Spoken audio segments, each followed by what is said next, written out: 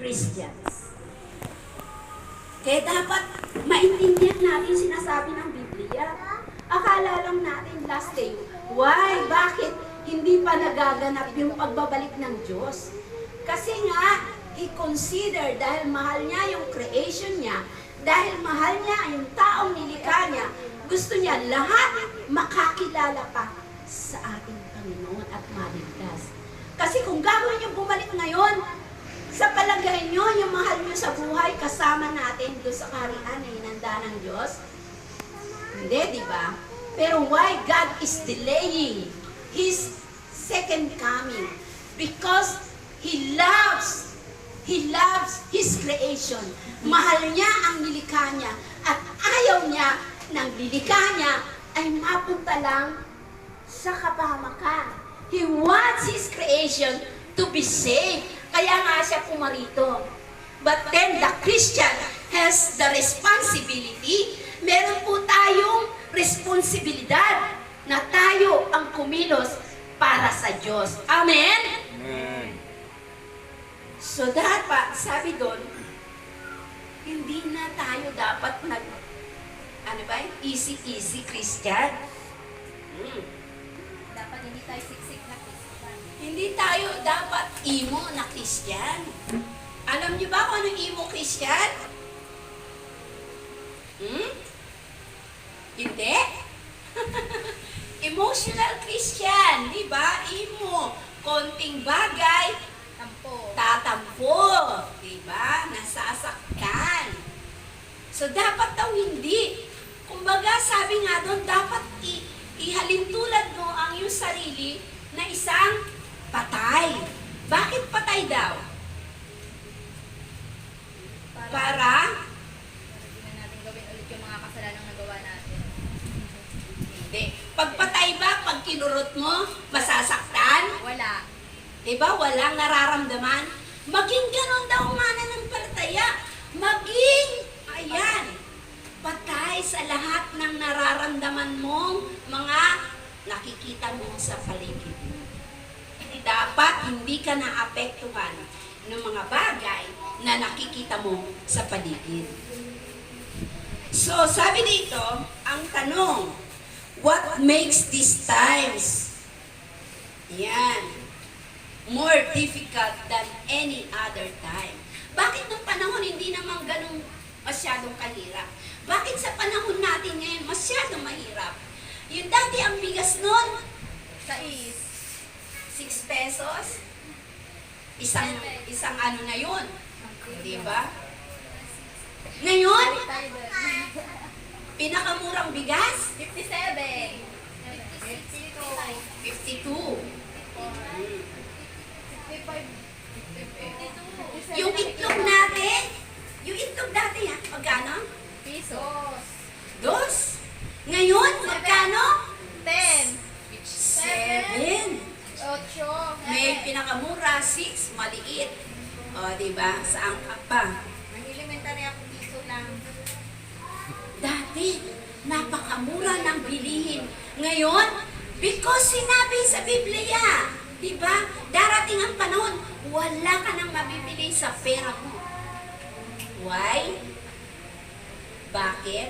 Kasi gagawin nila ang lahat ng bagay para magiging kakampi ka muna nila bago ka magkaroon ng ayuda. Diba?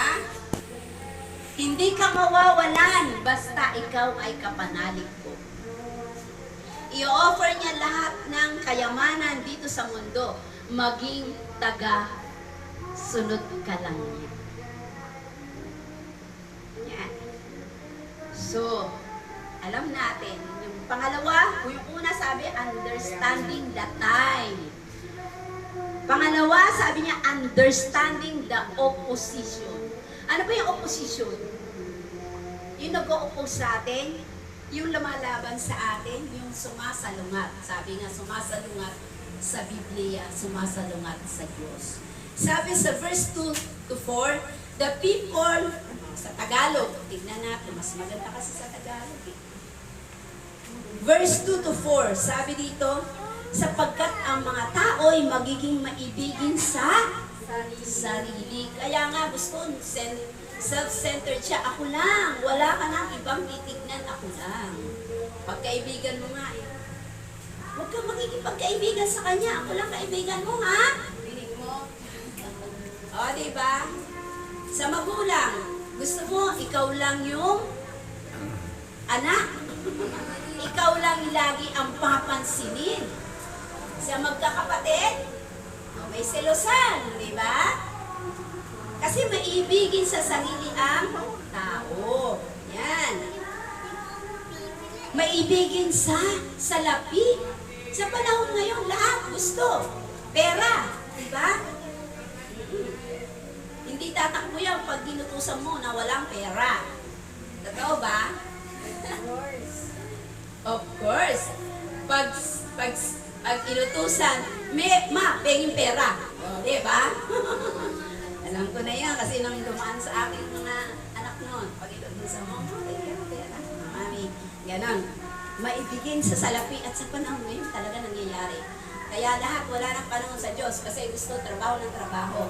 Pero, kapos pa rin. Kasi nga, wala sila sa Diyos. Okay. Palalo. Mayabang palalo daw. Mapagmataas. Ano ba yung palalo? Masigit dun sa mapagmataas? Ano sa mas mayabang? Mayabang nga daw eh. Mapagmataas. Mapagsamantala. Yan, nananambat ka. Gusto mo, ikaw lang nakikinabang sa lahat. Hindi, walang dapat iba, kundi ako lang makikinabang. Yan. Suwail sa magulang. Yan. Sino suwail sa magulang? Disobedient to parents. Sabi nga sa Ephesians chapter 6, utos ng Diyos, obey your parents because this is the will of God. Kasama po yan sa 10 Commandments. At sabi doon, sa Deuteronomy, if you obey your parents, you will have long, long years. Hahaba ang iyong buhay. So, sabi dito, walang utang na loob. Walang utang na loob. Walang utang na loob. At lapastangan sa Diyos. Yan, hindi na kinikilala ang Diyos. Sa panahon ngayon, nung aming hearing, sabi ng isang LGBT, pwede ba walang pilitan na may Diyos? Sabi niya, pwede ba walang pilitan na may Diyos? Kasi siya hindi naniniwala. Paano kami na hindi naniniwala sa Diyos? Kinakailang pilitan. Kasi nga, sabain na nga, diba? Yan, lapastangan na sa Diyos. Hindi na nila kinikilala yung Diyos. Wala na silang Diyos. Sila'y magiging walang pagmamahal sa kapwa. Hindi na rin sila nagmamahal sa kapwa nila. Gusto nila sila lang. Walang habag. Walang awa na yan. Mapanirang puri. Yan, naninirang puri na. May naririnig na ako noon. Sabi niya, naway hindi, wala sa atin ito. Nananilirang puri sa kapwa niya. Dapat, sabi nga ng Biblia, protect yung bawat isa sa pamilya natin. Walang pagpipigil sa sarili, madaling magalit ito, marahas, at walang pagpapahalaga sa mabuti. Yan. Walang pagpapahalaga sa mabuti. Sila'y magiging taksil, padalos-dalos. Yan. Walang yung kanyang desisyon. Padalos-dalos. Ngayon, yan, ito gagawin ko. Tapos, maya-maya, hindi ako pala yun ang gagawin. No? Yung desisyon niya, padalos-dalos. Dapat daw, bago mag-desisyon, isipin mo muna kung makakabuti o makakasama. Mayayabang, maibigin sa kalayawan. Ano? Puro kalayawan lang, puro pleasure.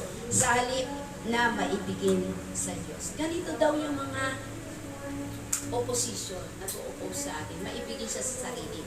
Kaya mga Kristiyano, pagka ikaw, kita niya, di ba, sabihin, ay, born again ka pala, di ba?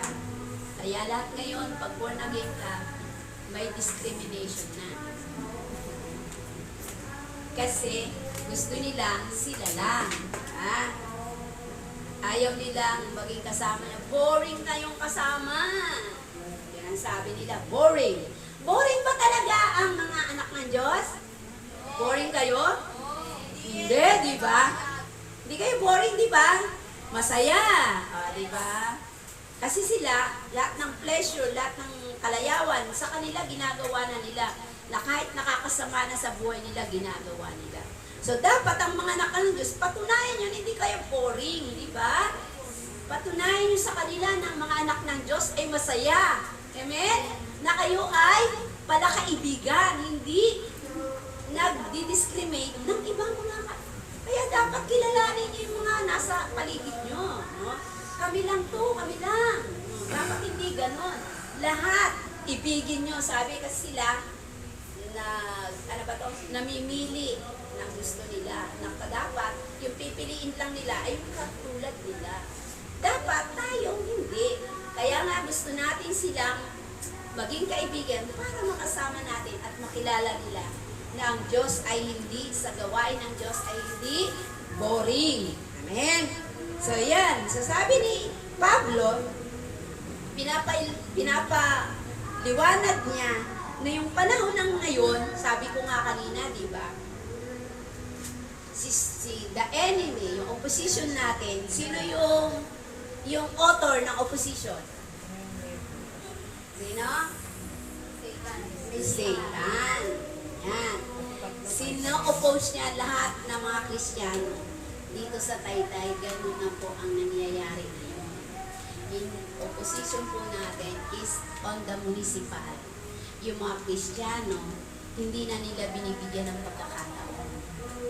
Kasi gumagawa sila ng batas na sabi nila anti-discrimination law na against the word of God. No?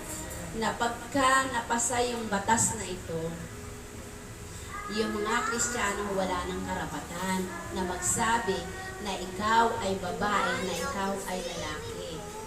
At pagkapanganak niya pa lang, walang gender identity ang bata. Nakablanko yan.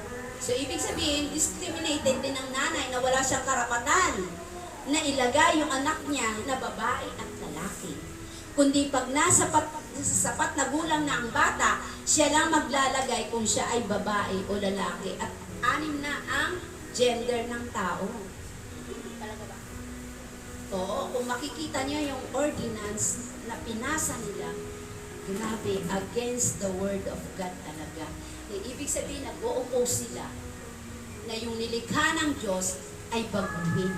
Ang sabi ng Biblia, hindi pwedeng dagdagan, hindi pwedeng bawasan. So, hindi mo pwedeng sinabi dito, God created man and woman. Then, sabi nila, 6 na. 6. So, diba? Sabi nga, bawal bawasan, bawal dagdagan. Then, lagi nilang ino-oppose. So, they are making their law para sa kagustuhan nila. And Pride Month ngayon, ha? At ito, magkakaroon sila ng parada, yung LGBTQ+. Sa buong nagkukuha sila sa Quezon City, but sabi niya, hindi mangyayari yung parada, hindi matutuloy dahil wala silang sounds. Dahil nasira. It is God. Yung Diyos ang gumawa ng para hindi payagan na sila ay mag-rally, mag-concert, gumawa ng ingay para sabihin na sila yung mas malakas. Dapat ipaalam natin na mga Kristiyano ay mas malakas dahil ang Diyos, ang Panginoon, ang siyang may-ari, nagmamay-ari ng mundo, di ba? Hindi si Kibuloy ang may-ari ng mundo, kundi ang Diyos ang may-ari ng mundo. At siya lang ang may control sa lahat ng bagay. God can do impossible things. Amen? So sa panahon ngayon, gusto rin daw sa Taytay. This coming June 29, magrarally sila dito sa Taytay. They want LGBTQ+ ay maipasa ang bill na to, SOGI bill. And these are the opposition against the Word of God. So dapat ang mga anak ng Diyos magsama-sama daw na mag-ingay na hindi dapat payagan yung ganitong sinusulong nilang batas. Kaya sabi niya, the love of self-love, of pleasure, love of money, and total lack of love for God. Total na walang pag-ibig sa Diyos. Kasi nakasentro lang sa gusto nila at sa sarili nila. So dapat ang mga anak ng Diyos may gagawin namin. May gagawin tayo, hindi lang tayo dapat nananahimik. Kasi pag nangyari to, talaga, napakalaking ano. Ang mga bata ngayon, wala nang respeto sa magulang, di ba? Bata pa lang. Ang the enemy, yan, always attack the people of God. Lagi niyang, yung ina-attack ang mga Kristiyano. Kaya nga, sabi niya dito, the devil, the adversary, sabi niya, ay hindi lang mukhang may ganang sungay. Kung ang kaaway ay magaan yung sungay, hindi yan lalapit, di ba? Pero ang enemy, nagaan yung anghel. So that everybody na makikita siya dahil anghel siya, gusto niya, yung angel niya, maamo siya para madala niya lahat sa kanyang kingdom. The kingdom hell. So, tayo, na mga anak ng Diyos, dapat gumawa ng hakbang. Huwag po kayong sabi niya, serious na yung panahon natin. The Christian must be serious sa kanyang pagiging Kristiyano. Dapat hindi ka na dapat nagiging parang ano ka lang, nananahimik ka lang kasi mas maingay na sila. Dapat ang mga anak ng Diyos mag-ingay na din. No? So, gusto niya ma-occupy yung mundo na to for His glory. The Satan, for His glory. Third, sabi niya, understanding the deception, yung panlilinlang. Dapat maintindihan mo ba yung panlilinlang ng kaaway? Kasi alam niyo ba, yung sandwich, para siyang sandwich. Yung sandwich, di ba, yung labas maganda, pero yung nakapaloob, pangit. Diba? Kaya nga yung batas, kala mo sa una, parang maganda, anti-discrimination law, pero yung nakapaloob, sekreto, masama ang resulta, yung bunga nito sa henerasyon nyo at sa mga henerasyon pang darating. So sabi sa verse 5a, holding to a form of godliness. Mahaba na ba ako? Yan. Sabi niya dito, para daw silang Christ-like, no? Para daw silang nagaan yung Kristiyano. Pero yung pamumuhay, yan, yung pamumuhay nila ay salungat, di ba? O, sila'y mga may anyo ng pagiging makadiyos, no? Kaya yung iba nasa church din, kala mo makadiyos siya. Pero sumasalungat pa na. Yan. Hindi naman nakikita ang kapangyarihan nito sa kanilang pamumuhay. So, ang sabi ng Biblia ni Pablo, iwasan niyo daw yung ganitong tao. Pero hindi ibig sabihin, wag iwasan, wag makisama. No?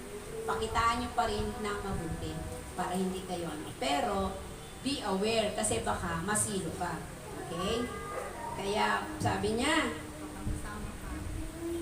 baka masilo ka. Ha? So, dapat identify your yung enemy. Ma-identify mo siya kung siya ay kumikilala sa Diyos o hindi. Kasi maka-Diyos din siya, di ba? Maka-Diyos din siya. Pero hindi naman nakikita sa kanilang pamumuhay.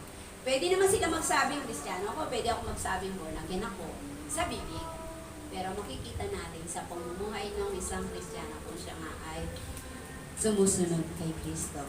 Yan. The idea of this form describe the outward appearance. Yung outward appearance niya lang, yung maganda lang siya sa panlabas. Pero, makikilala mo siya pag kasama mo na siya lagi. Pag sa church, di ba? Maganda. Okay siya, mabuti siya.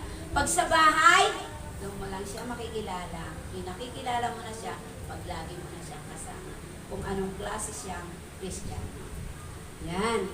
So, godliness is not something that we do. Godliness is more than morality. Describes the Christ-like fruit of regenerate heart.